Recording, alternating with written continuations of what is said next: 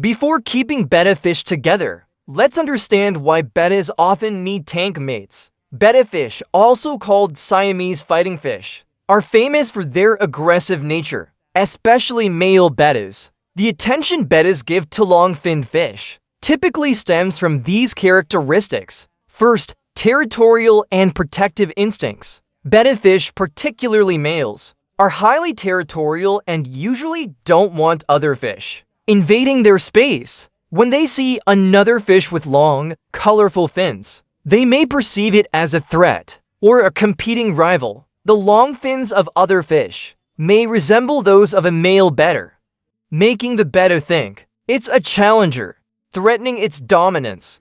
Generally, there's one important rule to remember. You must never keep male betta fish together. Here is a list of fish species that can be kept with bettas. 1. Pygmy Corydoras. In this list, pygmy cories are probably the most suitable and perfect choice to cohabitate with betta fish. They have a peaceful nature and typically stay at the bottom, so they can easily avoid the betta's active zone. Pygmy cories have tough scales and spiny fins, allowing them to defend themselves if the betta gets too curious. Their dull coloration also helps, as bettas tend to ignore them, sometimes swimming right past without noticing. Being bottom dwellers, you should feed them sinking pellets, specifically designed, along with live foods, are Xich in protein for optimal growth. 2. Harlequin Raspberries. These are fast-swimming schooling fish.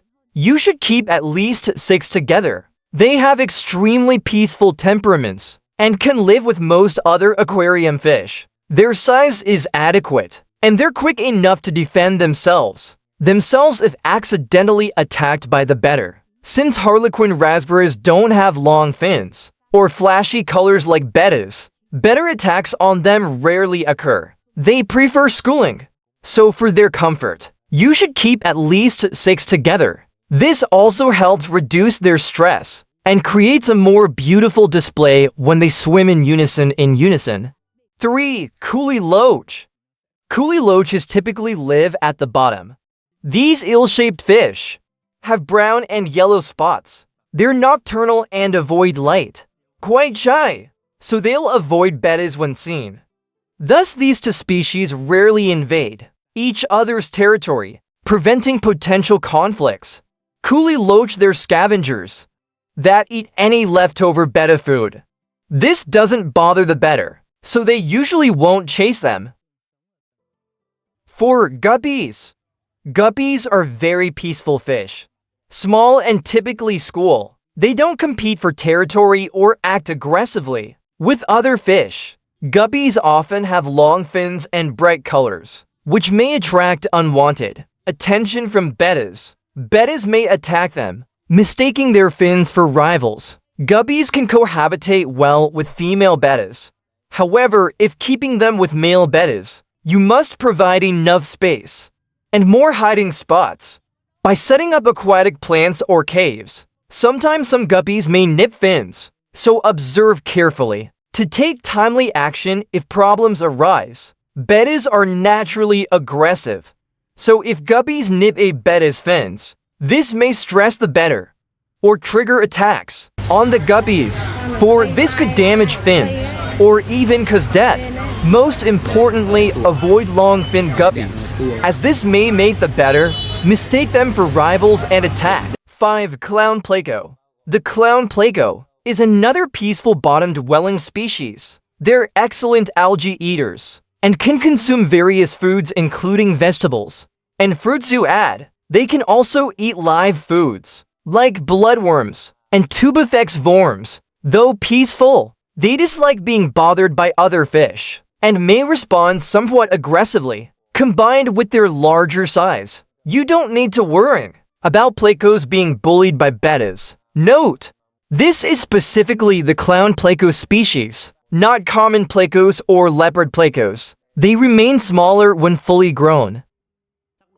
6. Rumnosed tedra. Rumnosed tetras are among the larger tedra species. If keeping them with bettas, you'll need at least a 60-liter tank, approximately 53 by 10 by 40 centimeters or 40 by 10 by 40 centimeters. They require ample swimming space and should be kept in schools of at least 6 individuals. Their compatibility with bettas comes from their decent size and fast swimming speed, making them hard for bettas to catch in a properly sized tank for their numbers. 6. Typically, bettas may chase tank mates initially, but if unsuccessful after a while, they'll lose interest unless their territory or food is encroached. 7. Cherry barb. If keeping just one betta, a school of cherry barbs makes good tank mates for it. Although cherry barbs don't have long fins or flashy colors, you should still monitor the betta's behavior. Initially, bettas may attack cherry barbs if feeling threatened or if the barbs enter their territory. Both fish species share similar preferred water conditions and can thrive in smaller tanks with plenty of plants and similar diets. Moreover, cherry barbs are peaceful, yet large enough to defend themselves against bettas. White cloud mountain minnow. White clouds, scientifically named Tanmates albanubes, are small fish found in limited mountainous regions of China. They are peaceful schooling fish that should be kept in groups of at least 6 and never fin-nip other species. However, their ideal temperature range is lower than bettas prefer, so long-term cohabitation may not be ideal. If you maintain warmer, better temperatures, around 20-28 degrees Celsius, 68-82 degrees Fahrenheit, white clouds may become stressed, and their health could decline. Pay special attention to this before housing them together.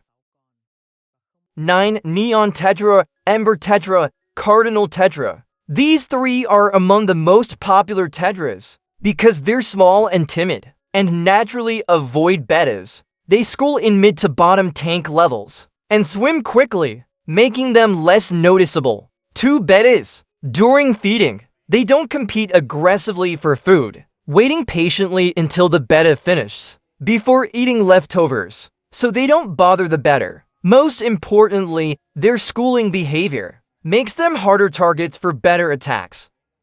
10. Platies, mollies, and swordtails. Platies and mollies are fish that grow to similar sizes as bettas, so they can hold their own. They're fast eaters during feeding time, typically feeding in middle or lower tank levels, while bettas prefer eating at the surface.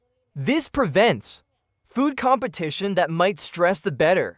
But if these fish come to the surface to eat, especially when the betta is nesting at the top, it may chase the mollies or platies aggressively.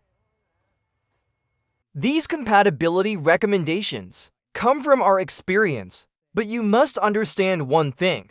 All bettas have unique personalities, know to behave exactly alike. Just like humans, we're all people, but some are gentle while others are aggressive. It depends on the individual fish. You might get a peaceful male that tolerates all these species, or an extremely aggressive one that attacks any tank mate, except larger, tougher fish. When attempting community tanks, remember, first monitor closely. After adding tank mates from our recommended list, watch carefully to see if your betta chases or attacks them. If aggression occurs, separate immediately, as there's no alternative. Always prepare a backup tank for emergencies. 2. Quarantine method before adding new fish. Second, isolation.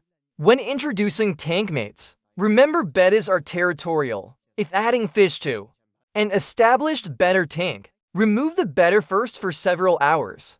While the betta is isolated, rearrange the tank. Move all plants, decorations, and other items to new positions. Then add the new fish. Let them settle before returning the betta. This makes the betta think its territory hasn't been invaded by uninvited guests.